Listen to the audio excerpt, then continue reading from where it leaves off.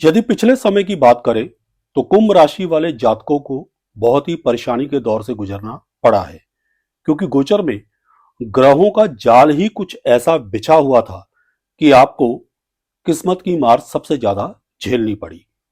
भाग्य ने कुछ इस कदर साथ छोड़ा कि हर तरफ से निराशा हाथ लगती रही।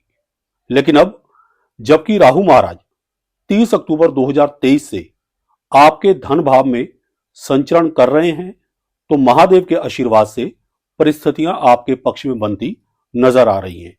धीरे धीरे ही सही, जीवन की गाड़ी ट्रैक पर तो आ रही है, लेकिन हालात अभी भी पूरी तरह से सही नहीं हुए हैं। सीधे सीधे लफ्जों में कहूं तो राहु महाराज अभी भी आपके द्वितीय भाव में एक अलग ही लेवल की गेम खेल रहे हैं। इसलिए वीडियो के थंबनेल में भी मैंने लिखा है कि असली खेल तो अभी शुरू हुआ है। अतः बहुत ही सावधानी से फूंक फूंक कर कदम रखें। बस राहत की बात आपके होरोस्कोप में एक ही है कि भाग्य का साथ मिलने के कारण आपके काम बनते रहेंगे और आप धीरे धीरे सफलता की ओर अग्रसर होते रहेंगे।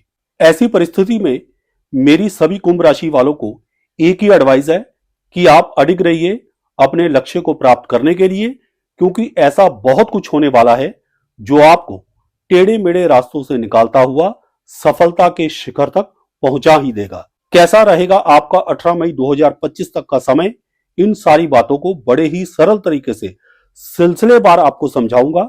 बने रहिए मेरे साथ वीडियो के अंत तक। नमस्कार, मैं हूं आचार्य प्रकाश दत्त और आप देख रहे हैं ज्योतिष ज्ञान शास्त्र। उम्मीद करता हूं कि महादेव की कृपा से आप सकुशल होंगे।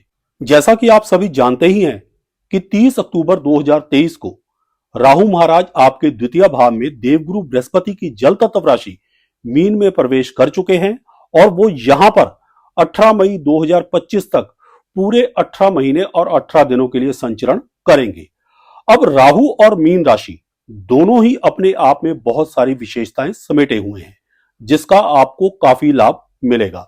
मीन राशि में देवगुरु बृहस्पति के स्वामित्व के कारण बहुत सारी संपदा छुपी हुई है, तो राहु के अंदर उस संपदा को हासिल करने का हुनर, बस इसी बात का आपको लाभ मिलता रहेगा।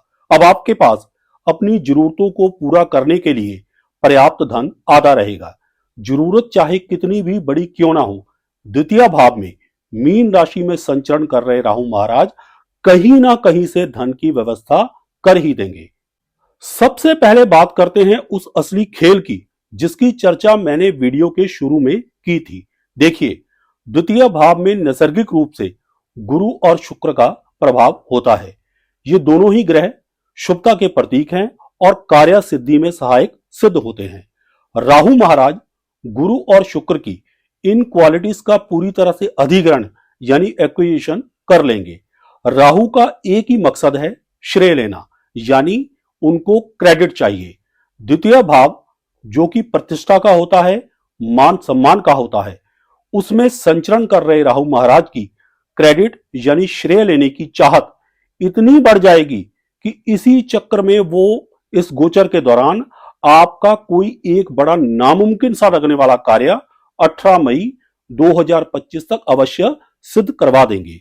भले ही आज आप ऐसी स्थिति में हो कि आप पिछले अनुभवों से हताश हो और आपको लग रहा हो कि बस अब कुछ नहीं हो सकता, लेकिन राहु महाराज का ये गोचर आपका वो नामुमकिन सा लगने वाला कार्य अवश्य पूर्ण करता जाएगा। लेकिन एक बात आपको स्मरण रखनी होगी कि षष्ठ भाव पर राहु महाराज की पंचम दृष्टि होने के कारण कार्य सिद्धि के रास्तों में बहुत बड़ी बड़ी अड़चने भी आएंगी, क्योंकि वहां पर राहु के शत्रु चंद्रमा की राशि कर्क है। परंतु अष्टम भाव में क्योंकि राहु के मित्र बुध की राशि कन्या पड़ती है, इसलिए अष्टम भाव पर राहु महाराज की सप्तम दृष्टि होने के कारण अंत में आकर सफलता का शुभ समाचार ही मिलेगा, फेलियर का सवाल ही नहीं पैदा होता। इसी के साथ दशम भाव पर राहु महाराज की नवम दृष्टि होने के कारण आपके द्वारा किए गए प्रयास भी सही दिशा में जाएंगे। कहने का भाव, तीर बिल्कुल निशाने पर लगेगा and you will be the winner. इसलिए भगवान का नाम लेकर अपने लक्ष्य की प्राप्ति के लिए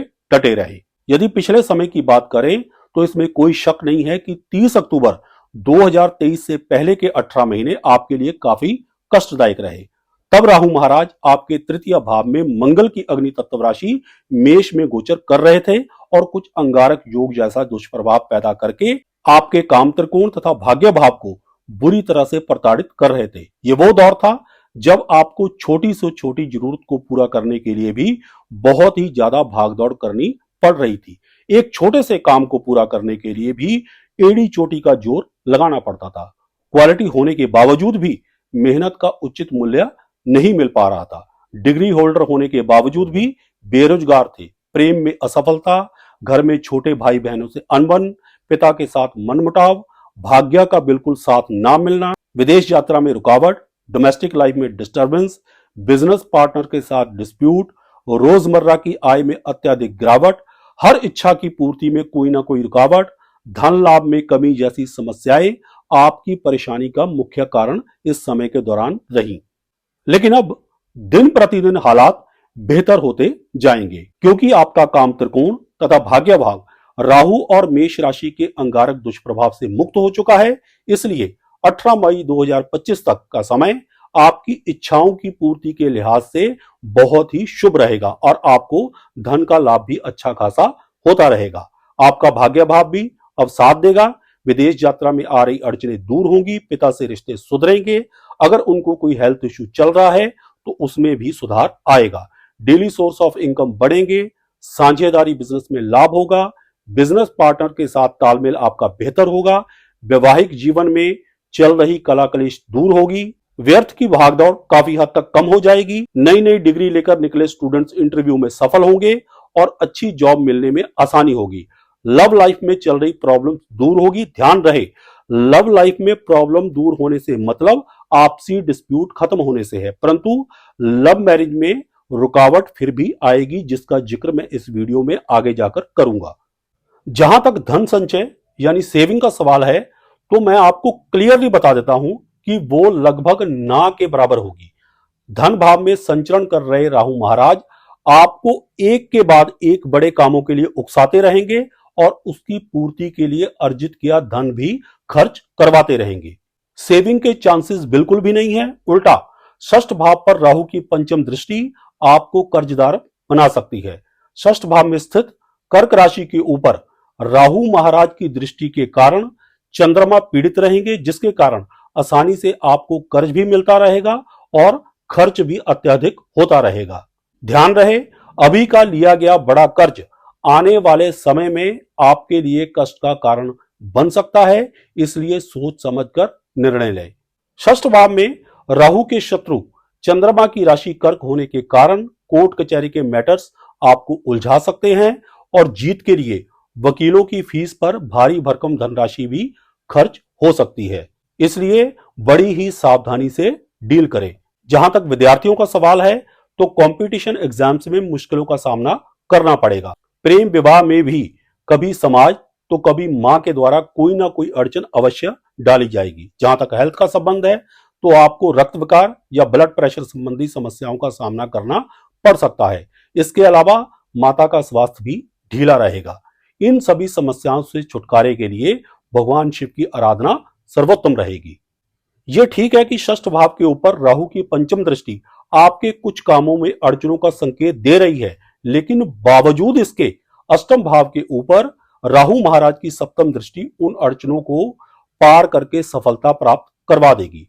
अष्टम भाव में राहु के मित्र बुध की राशि कन्या पड़ती है, जिसके कारण परिणाम बहुत ही शुभ मिलेंगे। लाख मुश्किलों या अड़चनों के बावजूद भी आपको अंत में आकर हर काम में सफलता मिल ही जाएगी, फिर वो चाहे प्रेम विवाह हो, कंपटीशन एग्जाम्स हो या फिर कोर्ट कचहरी का कोई मैटर। कहने का मतलब अल्टीमेटली आपको सक्सेस मिल ही जाएगी। इसके अलावा आपको कोई पुश्तैनी जमीन जायदाद भी इस गोचर के दौरान अवश्य मिलेगी। नवम दृष्टि की बात करें तो वो दशम भाव पर पड़ रही है, जहां पर वृश्चिक राशि पड़ती है, जिनके स्वामी मंगल के साथ राहु के संबंध कुछ खास अच्छे नहीं है। लेकिन दशम भाव के ऊपर क्योंकि नैसर्गिक रूप से शनि का साम्राज्य होता है, इसलिए ज्यादातर परिणाम शुभ ही मिलेंगे। जो लोग सरकारी नौकरी के लिए लंबे समय से प्रयासरत हैं, उनको इस गोचर के दौरान सरकारी नौकरी मिलने के प्रबल योग है, बशर्ते आपकी जन्मस्थ कुंडली में कोई बड़ा दोष नहीं होना चाहिए। जो लोग अपना बिजनेस करते हैं, उनको भी काफी लाभ मिलेगा। अब अंत में हमेशा की तरह कुछ सावधानियां और कुछ उपाय। राहु महाराज क्योंकि द्वितीय भाव में है, इसलिए कठोर वाणी से बचे। आपके द्वारा उपयोग किए गए डिप्लोमेटिक शब्द आपके कई कठिन कार्य सिद्ध करवाने में आपकी मदद करेंगे, इसलिए सॉफ्ट रहें। हेल्थ का ध्यान रखें, विशेष करके रक्तचाप तथा दांतों के रोगों का, क्योंकि राहु महाराज का ये गोचर मुख्य रूप से आपकी अर्थव्यवस्था को प्रभावित करेगा, इसलिए उस पर विशेष ध्यान दें। धन का आगमन ज्यादा से ज्यादा हो, इसलिए मंदिर में जाकर मां सरस्वती से प्रार्थना करें, क्योंकि आपका ज्ञान ही धन अर्जित करने में सहायक सिद्ध होगा। इसके अलावा किसी भी काम में आ रही अड़चन को दूर करने तथा अच्छे स्वास्थ्य के लिए भगवान शिव के मंत्र ओम नमो शिवाय का ज्यादा से ज्यादा जप करें। And last but not the least, be optimistic because your bright future is just a few steps away. आशा करता हूं कि वीडियो में दी गई जानकारी से आप लाभान्वित होंगे।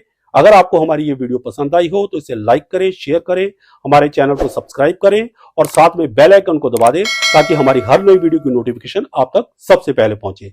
सुखी रहें, स्वस्थ रहें, इसी मंगल कामना के साथ जय सिया राम, हर हर महादेव और बोलो श्री हरि विष्णु भगवान की जय।